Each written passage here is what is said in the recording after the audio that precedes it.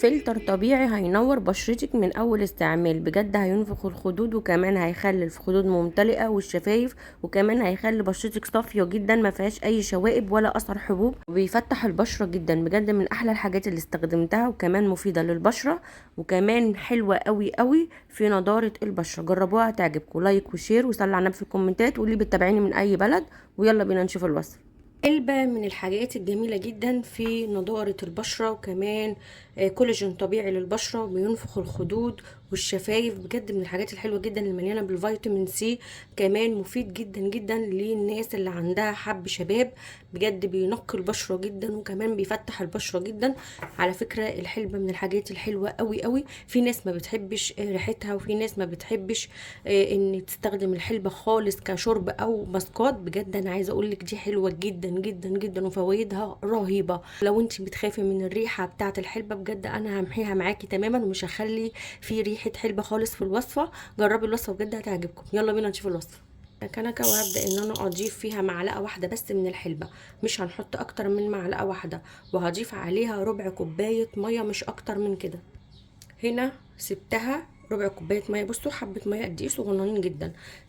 سبتها تغلي تماما، وبعد كده بردت معايا خالص، يعني هي كده مش سخنه، هي بارده تماما. كل اللي انا هعمله هجيب معايا كوبايه وهصفي الميه. انا هنا طبعا هقسم الوصفه على مرتين، فانا هاخد نص كده الكميه، وطبعا حبه الميه دول هستخدمهم معاكم كمورد حلو جدا. هنا استخدمت، بصوا بعد ما بردت وبقى شكلها عامل ازاي، مليانه من النشا. طبعا كلنا عارفين فوائد النشا، من الحاجات الحلوه قوي اللي بتمتص الدهون الزياده، خصوصا ان احنا في فتره الصيف. بتفتح البشره جدا، بتدي نضاره، بتخلي البشره صافيه، كمان بتوحد اللون، وكمان من احلى الحاجات اللي بتخلي البشره فيها نضاره، وبتمتص الدهون الزياده، وكمان المسامات الواسعه. وهضيف كمان عليها معلقه من الحليب البودر. طبعا كلنا عارفين فوائد حليب البودر، حلوة قوي للبشرة، خصوصا كمان مع الوصفة اللي احنا عاملينها دي. بجد وصفة فوق الروعة. وهدمج كويس، بصوا شايفين. هبدأ اضيف كمان عليها معلقة من الترمس المر المطحون، ده خطير للبشرة. عايزه اقولك من الحاجات الحلوه قوي، بتعمل سكراب جميل جدا وخفيف للبشره، بيزيل كل الجلد الميت، بيفتح البشره جدا، بيديلها نضاره حلوه قوي، كمان بيوحد اللون وبيفتح. انا قلبتهم كويس، بصوا قوامها كريمي ازاي. طيب ايه الحاجه بقى اللي تمنع ريحه الحلبه خالص، او انا مش حابه ان انا يبقى عندي ريحه حلبه في الوصفه تماما؟ هضيف عليها معلقه من القهوه. معلقه من القهوه بيمنع الريحه تماما، كمان بيفتح وبيشيل التسببات والبقع والكلف والنمش، اي اسمرار، اي اثر حبوب. لو انت عايزه تمحي ريحه الحلبه تمام، مش هتلاقي اي ريحه حلبه خالص، كل اللي هتشميها ريحه قهوه، لكن الوصفه تبقى مفيده جدا للبشره. تعالوا نجربها. بصوا قوامها هو ده اللي انا عايزه اوصل له. كل اللي انا هعمله هعمل ماسك. الماسك ده يا بنات مره في الاسبوع. لو انا عايزه انفخ الخدود بعمله مره يوم ويوم لا، مره كل اسبوع لو انا هعمله كماسك عادي. لكن لو انا عايزه انفخ الخدود بعمله يوم ويوم لا. تمام. بدهن كده على الخدود، على كل خد، لو انا هعمل نفخ خدود يوم او يوم لا، وبسيبها نص ساعة، وبعد كده تنشف خالص. هبدأ ان انا افركها، انزل الوصفة من على البشرة، وبعد كده بغسلها واقوم مرطبة بعدها.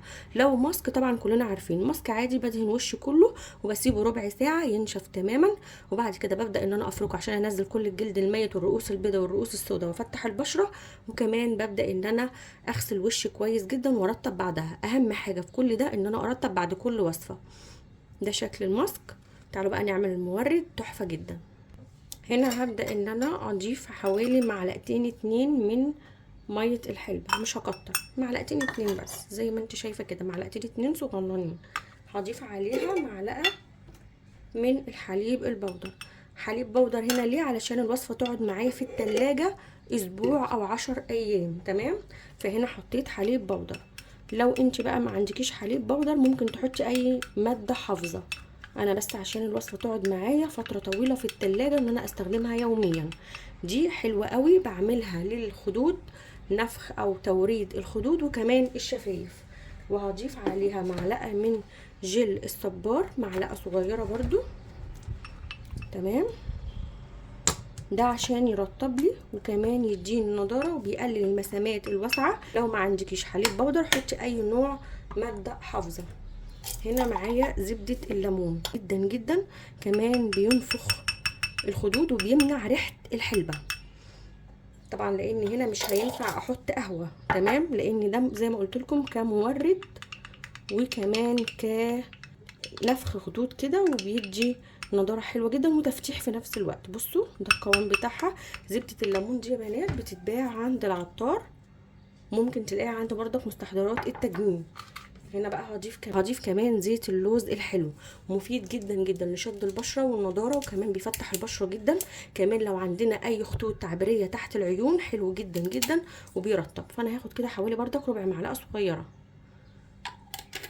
عشان بس الترطيب مش اكتر من كده. وهبدا ان انا ادمجهم. بصوا ده تحفه وريحته كلها زبده الليمون، ما تقلقيش خالص.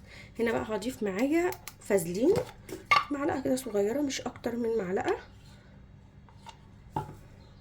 عشان خاطر بس يمسك لي الوصفه وكمان يديني ترطيب. تمام، لو مش حابه تحطي فازلين مفيش مشكله، انا بس عشان يتحط على الشفايف بكل سهوله، يتحط على الخدود بكل سهوله، يدي ترطيب قوي عشان بعد الوصفه ما ترطبيش لو انت مش حابه. خصوصا بقى الناس اللي بشرتها جافه كمان حلوه قوي للبشره الجافه، عشان بتبقى محتاجه ترطيب قوي. طبعا الناس بقى اللي في الصيف عشان خاطر البشره دهنيه مزيته الكلام ده، لا مش هنضيف فازلين خالص، ممكن تضيفي بس حاجه بسيطه من اي كريم مرطب، عشان بس الترطيب يا بنات لازم يكون في ترطيب قوي، لان البشره لو ما ترطبتش صيف شتاء هتشقق وهتجفف وهتعمل تجاعيد وهتخلي البشره شكلها مش لطيف. هنا بقى هقلب كويس وارجع لكم.